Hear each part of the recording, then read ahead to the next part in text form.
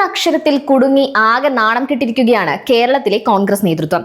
ഇങ്ങ് കേരളത്തിലെ കോൺഗ്രസ് ജാഗ്രതയില്ലാതെ എക്സിൽ പോസ്റ്റ് ചെയ്ത ഒറ്റ വാക്കുകൊണ്ട് അങ്ങ് ബീഹാറിൽ നാണം കെട്ടിരിക്കുകയാണ് രാഹുൽ ഗാന്ധിയും പാർട്ടിയും എന്ന് കാണാം. ഒട്ടും വകതിരിവില്ലാത്ത ഈ രീതിയിലുള്ള പെരുമാറ്റം കോൺഗ്രസിനെ പ്രതിക്കൂട്ടിൽ നിർത്തുമ്പോൾ ഒരുപിടി നേതാക്കന്മാർ കൂടി രാജിവെക്കുകയാണ്. ദിവസങ്ങൾ നീണ്ടുനിന്ന വോട്ടധികാര യാത്ര നടത്തിയാണ് രാഹുൽ ഗാന്ധി ബീഹാറിൽ കളം പിടിച്ചത്.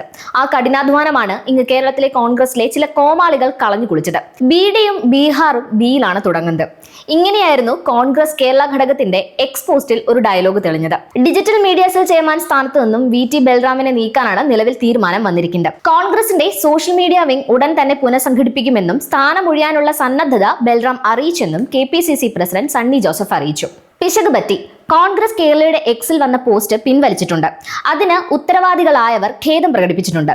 ജാഗ്രതക്കുറവും സൂക്ഷ്മതക്കുറവും ഉണ്ടായെന്നും പറഞ്ഞാണ് സണ്ണി ജോസഫ് ഈ വിഷയത്തിൽ പ്രതികരിച്ചത്. ബീഹാറും ബിഡിയും തുടങ്ങുന്നത് ബിയിലാണെന്നും ഒരു പാപമായി ഇനി കണക്കാക്കാൻ കഴിയില്ല എന്ന എക്സ് പോസ്റ്റിനെതിരെ ദേശീയ തലത്തിൽ വലിയ വിമർശനം ഉയർന്നതോടെയാണ് നടപടി വന്നത്. പോസ്റ്റിനെതിരെ വൻ വിമർശനം കോൺഗ്രസിനുള്ളിൽ നിന്നും ഇന്ത്യ സഖ്യത്തിൽ നിന്നും ഉയർന്നിട്ടുണ്ട്. പോസ്റ്റിനെതിരെ രൂക്ഷ വിമർശനവുമായി RJD നേതാവ് തേജസ്വി യാദവും രംഗത്ത് വന്നതോടെ കോൺഗ്രസിന് ഉത്തരമില്ലാത്ത അവസ്ഥയുണ്ടായി. പ്രാദേശിക വികാരം വ്രണപ്പെടുത്തിയെന്ന് കുറ്റപ്പെടുത്തിയ കോൺഗ്രസ് നടപടി തെറ്റാണെന്നും യോജിക്കുന്നില്ലെന്നും തേജസ്വി പറയുന്നുണ്ട്. ബീഹാർ തെരഞ്ഞെടുപ്പിൽ RJDയുമായി ചേർന്ന് കോൺഗ്രസ് മുന്നേറ്റത്തിന് ശ്രമിക്കുന്നതിനിടയിലെ പോസ്റ്റ് BJP വലിയ ആയുധമാക്കുകയും ചെയ്തിരിക്കുകയാണ്. ബീഹാറിനെ കോൺഗ്രസ് അവഹേളിച്ചെന്നാണ് ഉപമുഖ്യമന്ത്രി സാമ്രാജ് ചൗധരി പറഞ്ഞത്. GST കൗൺസിൽ പുതിയ നിരക്കുകൾ തീരുമാനിച്ചപ്പോൾ ബിഡിയുടെ നികുതി 28% നിന്ന് 18% കുറച്ചിരുന്നു. ബിഡി പൊതിയുന്ന ഇലകളുടെ നികുതി നിരക്ക് 18% നിന്ന് 5% കുറച്ചു. ഇതിന് പിന്നാലെയാണ് വലിയ സംഭവം എന്ന നിലയിൽ കോൺഗ്രസ് കേരളയുടെ എക്സ് ഹാൻഡിലിൽ ബീഹാറും ബിഡിയും പ്രത്യക്ഷപ്പെട്ടത്. തലതിരിഞ്ഞ ഏർപ്പാട് കൊണ്ട് കേരളത്തിൽ നിൽക്കക്കള്ളി ഇല്ലാതാക്കിയതിന് പുറമെയാണോ അങ്ങ് ബീഹാറിലും പോയി കുളം കലക്കുന്നെന്ന ചോദ്യവും ഉയർന്നിട്ടുണ്ട്.